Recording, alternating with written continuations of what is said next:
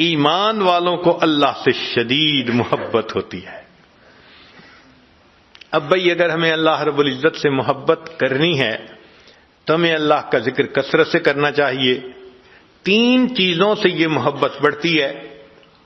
ایک اتباع سنت سے کہ نبی علیہ السلام نے فرمایا، بلکہ قرآن مجید نے فرمایا قل ان کنتم تحبون اللہ فاتبعونی یحببکم اللہ، میری اتباع کرو اللہ تم سے محبت فرمائیں گے۔ تو دیکھو اللہ کا محبوب بنتا ہے نا بندہ اتباع سنت سے۔ دوسرا کثرت ذکر سے کہ ذکر سے ذات کی محبت آتی ہے۔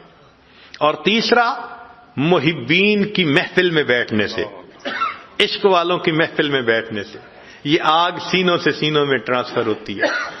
مقناطیس کے پاس لوہے کا ٹکڑا لے جاؤ، لوہے کے ٹکڑے میں بھی مقناطیسیت آ جاتی ہے۔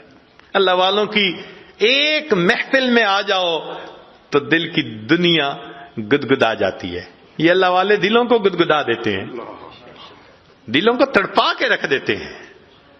اپنے اندر اللہ کی محبت ہوتی ہے، وہ دوسروں کے دلوں کو بھی گدگدا دیتی ہے۔ تو ان 3 چیزوں سے یہ محبت بڑھتی ہے اور پیدا ہوتی ہے۔ اب بھائی اگر اللہ رب العزت سے ہمیں محبت ہے تو اللہ کی ملاقات کے لیے ہمیں تیار بھی تو ہونا چاہیے۔ آج کسی کو میسج ملے کہ جی آپ کی میٹنگ ہے فلاں کے ساتھ، لوگ اس کے لیے ڈریس نیا بنواتے ہیں، تیاری کرتے ہیں کہ ہمیں ملاقات کے لیے جانا ہے۔ تو اللہ کی ملاقات کے لیے ہم نے بھی تو جانا ہے، ہمیں بھی اس کی تیاری کرنی چاہیے۔ ذرا دیکھیے کہ آخر دلہن کو کیوں سجاتے ہیں؟ کیا ضرورت ہے دلہن کو سجانے کی، اتنے اچھے کپڑے پہنانے کی؟ دلہن کو سجانے اور اچھے کپڑے پہنانے کا ایک ہی مقصد ہوتا ہے کہ اس کا خاوند اس سے پہلی نظر میں محبت کرے۔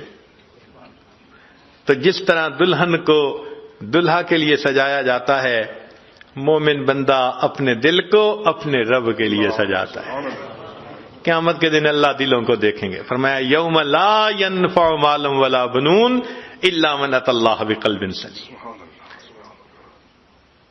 دلوں کو دیکھیں گے، اللہ تعالیٰ دلوں کے بیوپاری ہیں، دل چاہتے ہیں ہم اپنے دل کو منور کریں، گناہوں کے اثرات سے اس کو پاک صاف کریں، اللہ کی محبت سے اس کو بھر دیں، ہمارا پورا وجود اللہ کی محبت میں رچ بس جائے، ایسی محبت اللہ کی۔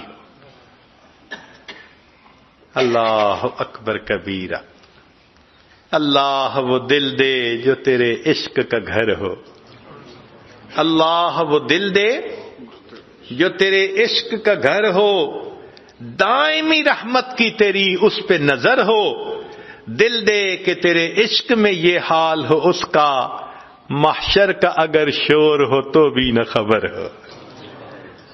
ایسا دل ہو اللہ کی محبت میں کہ قیامت کا شور ہو پرواہ نہ ہو، یہ اللہ کی محبت میں ڈوبا ہوا ہو۔ اللہ رب العزت ہمیں ایسی محبت عطا فرمائے۔